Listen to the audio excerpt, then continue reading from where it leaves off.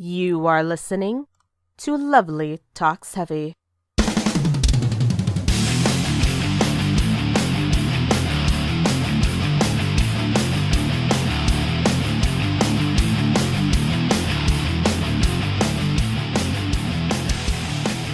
Hello, everybody, and thank you for tuning in to Lovely Talks Heavy.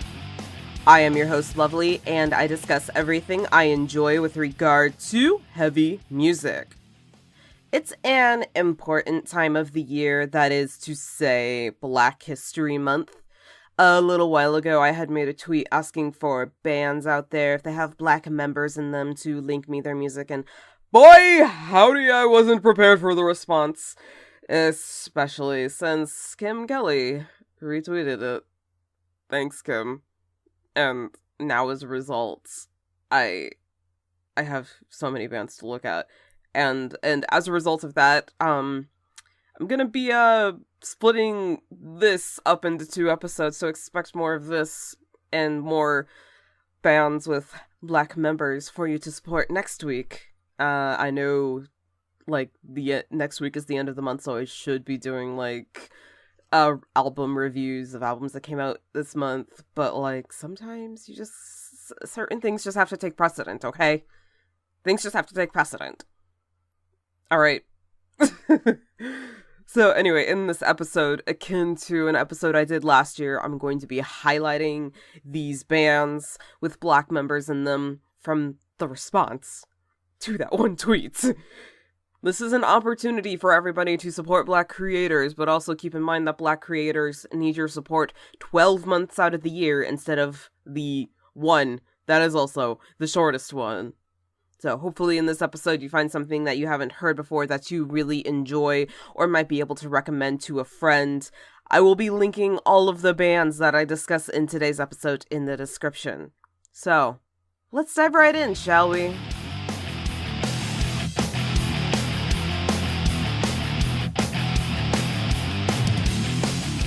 I'm just going to quickly and quietly, not so quietly, actually, bring up a band from Portland, Oregon called Bewitcher.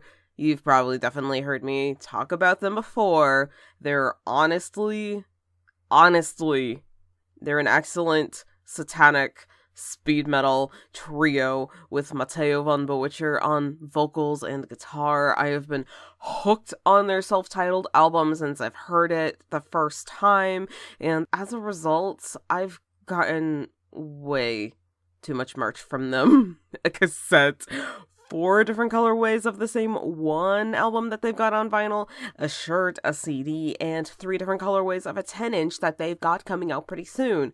I don't have the 10-inch yet because it's a pre-order, but I can't wait. And honestly, you should get yourself some Bewitcher in your ears and on your body. They've so far only have the one album out that is self-titled with toe-to-tip speedy goodness.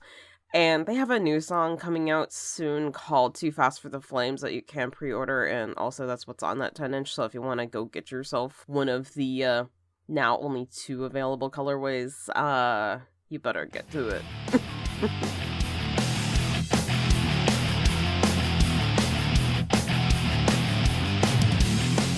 Next on this list here, we have Temple of Dagon from Los Angeles. They are Lovecraftian crust or stenchcore, and they don't have it listed anywhere in their tags describing themselves on Bandcamp, but I would also dare to say that Temple of Dagon has a bit of a blackened vibe going on in their music too. Not like totally blackened, but like a little bit of a blackened vibe. Just a little bit of a blackened vibe. Just a little bit of a blackened vibe, okay? It's Temple of Dagon is a new favorite, I think, honestly, for me, ever since I've put out that tweet, and ever since I got that overwhelming response, which, again, thank you, that's still just so hard to believe. But anyway, I like the idea of what Temple of Dagon are going for here. They've got 2 albums out on Bandcamp right now.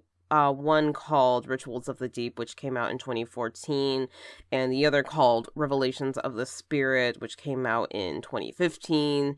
And they're both available. Rituals is available for $7, and Revelations is available for $5. So, like, honestly, a good deal. You can't pass that up. Quite honestly, you cannot pass that up. Okay? You just can't. I dare you to. It's good. It's good. It's good shit. Anyway, I will also mention that I really, really love these two songs. I've two songs on each album that I think are really, really great. On Rituals of the Deep, Slayer of the Ancients, just to die for, masterpiece. And then the title track, also Rituals of the Deep, I really love. And then for Revelations, I've found that I really like the Horrid King and also Nexus of Reality. There's a killer solo in Nexus of Reality. It's really great. And throughout this discography, there's just like really great moments of rhythm that you just find yourself nodding along to. I really enjoy it. Go get yourself some Temple of Dagon in your ears.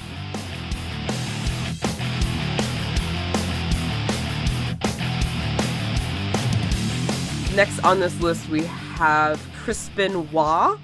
This is new for me, I have to point out.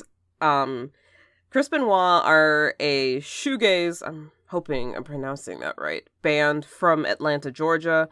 They've got 2 question mark albums out. There's like 3 releases on Bandcamp, but apparently the first one was split up into 2 parts, so have Mineral Mountain 1 and 2, that's, I guess, all one album. And then the newest one, which came out last year, Lemon Pepper. This is unlike anything I've heard before, quite honestly, because I'm pretty sure I've heard something like shoegaze before, with like the atmospheric, the dreamy, ethereal, bubbly even sound that it brings, and I honestly am not mad at this. It's something that I would be able to, chill out, not worry about lyrics because there are no lyrics, or worry about song structure because it's kind of like abstract painting in musical instrumental form, so you're just letting the music kind of take you on a meditative ride almost, and this is something I could get down with for these moments, or for if you just had a bad day and you really need to relax, so you put on a hot bath and put on some Crispin Wah. I think also something to point out is that the music at times kind of feels like it's part of a video game soundtrack. That might be me. I'm not a huge quote gamer, unquote, obviously, but I think that's just, I don't know, I really like that feeling in this music. So, one song in particular I do like is Coolin', because it kind of gives the vibe of cooling down, cooling off, chilling out. I really dig it. So you can go ahead and get all of these releases on Bandcamp. Lemon Pepper is $10 for a digital or a physical copy, so you might as well get the physical copy. There's only 30 of them available online, so you might as well go get it. So yeah, go listen to Crispin Wah.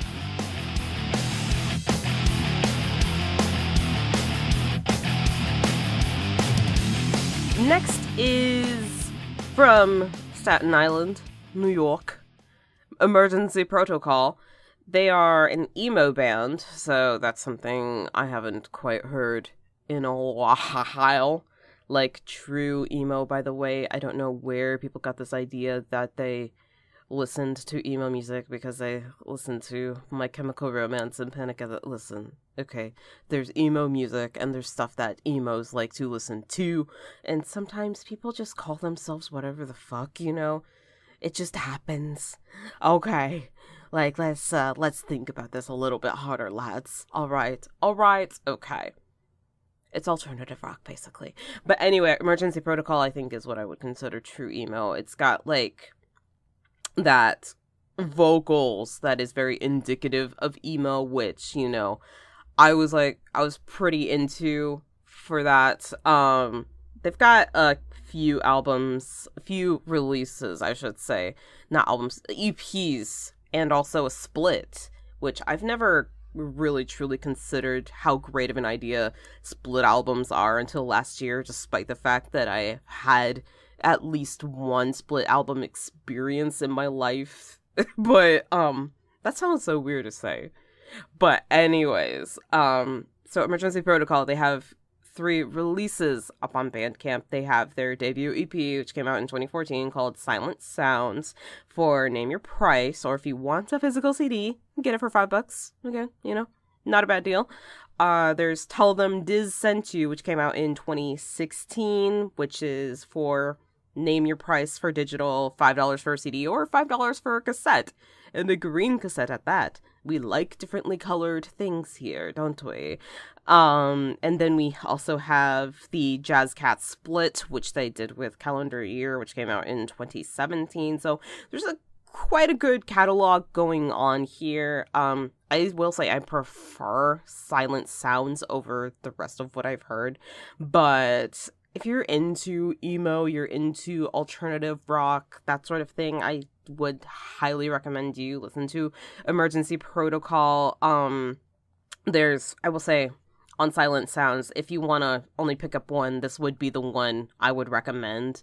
There's definitely some really great songs on there. 42, I found to be a really good song on there. And then the title track, Silent Sounds, especially because there's some really great progginess at the end of Silent Sounds, the song. So definitely pick yourself up some Emergency Protocol.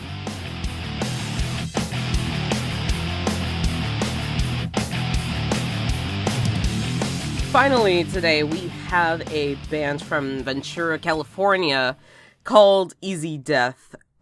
They are an alternadoom band. And when I got an email linking me this band, when I saw the word alternadoom, I was like, intrigued, interested. You had my attention. So they've got a demo and a full length on Bandcamp out right now. The full length is called Welcome, which came out last year in 2018. I should mark these, honestly, because when civilization crumbles to the ground and aliens come to excavate the remains and learn about us, we want dates.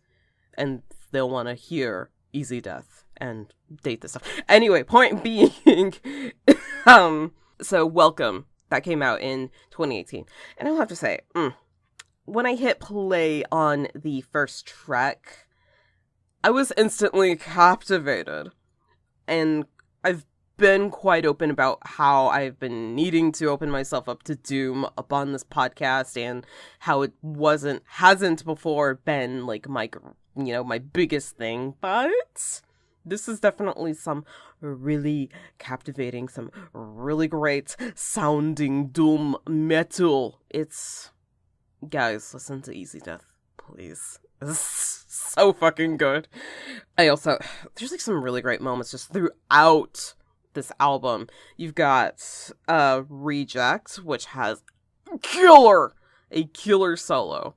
Like, I can't exactly remember what I said when that solo came up, but I was just like, all right, okay, all right, I can dig this, okay.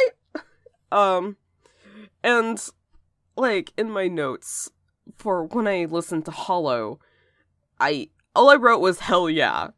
I just wrote hell yeah. And then the song On My Mind, I don't know what it is about doom metal that makes me happy to think about my depression, but this song is very, depression in a song.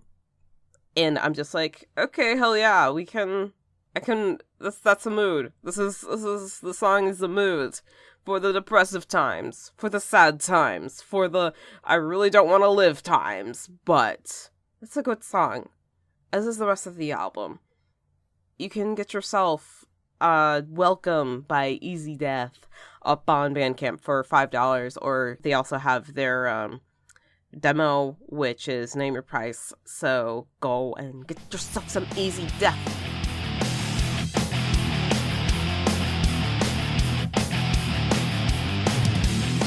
All right, everybody, that's going to do it for this episode. I hope you found something new that you're going to try out, something that you're going to enjoy in this episode.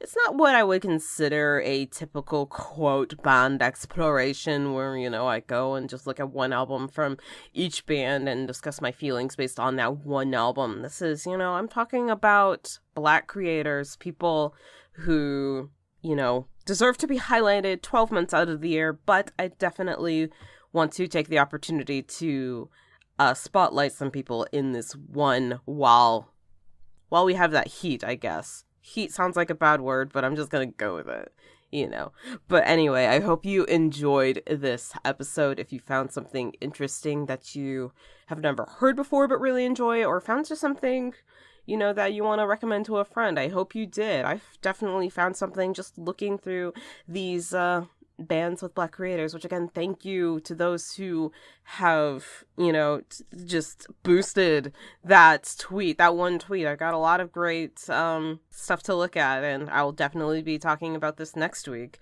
and probably with a script. So I hope you enjoyed yourselves with this. If you want to send your feedback or follow me on social media, you can do that on Twitter, Tumblr, Instagram, YouTube, and Mixcloud. I am Lovely Metalhead. If you want to send your feedback through an email, you can do that at lthfeedback@protonmail.com. And I will read your feedback aloud on the show if you so wish. Just let me know. Or if you just want to say, hey, just make a note and I won't read it out. It's fine. I respect people's privacy here on this podcast. Okay, some people in your life may not, Google may not, but I sure do. Okay. If you want to extend your support in any way, you can do that either by sharing the show with a friend, or you can also do it in a monetary sense. And since we're supporting Black creators this Black History Month, you can do that at ko-fi.com/lovelymetalhead. Drop in a few dollars or more than a few dollars, however many dollars you feel you can extend. The support is appreciated, and I will, So thank you very much for that.